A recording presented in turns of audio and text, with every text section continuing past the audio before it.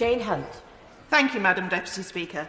Prior to this debate, I've been contacted by many constituents with their opinions on how to vote today. My default position would be to support those who wish for fewer restrictions, to allow others to live their lives as they choose to do, to help and support each and every constituent in that choice. However, this is an unprecedented situation, and the first duty of any government must be to protect its citizens. I know that the government, and especially the Prime Minister, has not taken any of these difficult decisions lightly.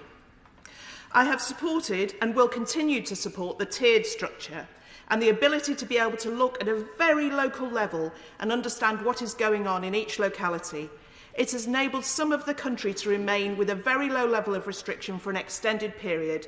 However, in order to prevent a deluge of intensive care beds needed, I come to the conclusion that we must have a heightened restriction to our liberty throughout November to stem the tide of this virus. This is not to say that our constituents have not followed the rules. I would like to thank the people of Loughborough constituency, residents, visitors, students and pupils alike, who have very clearly followed the rules, which has not only helped themselves, but also their friends and neighbours. This is a hard task ahead for many during November.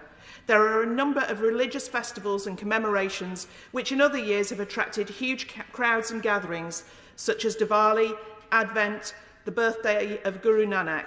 These are often times when families get together to celebrate their faith. This will not be possible in private homes this year, but I would still press that churches and places of worship should be allowed to open for those specific events to support their communities.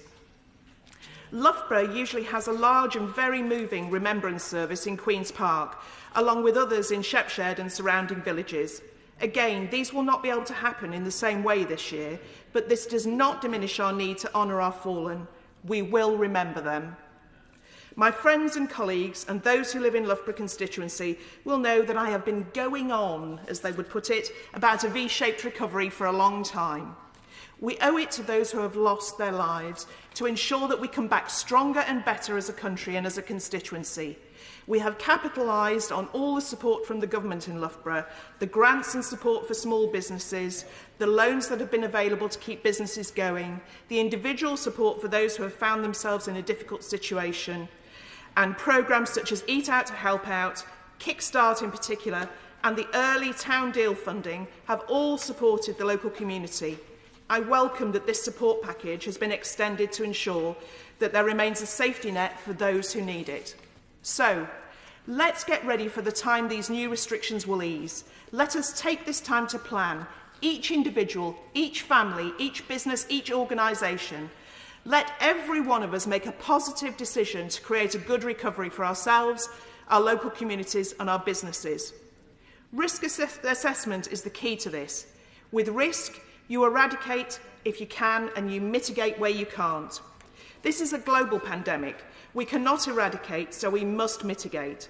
As part of the planning process, we should therefore be looking at taking a different approach to events and venues to produce their own risk assessments on how many people they can safely accommodate whilst adhering to social distancing guidelines. Let's spend this month making sure each of us has a plan to get on in life. Let's turn the negative into a positive and all take part in the recovery of this great country.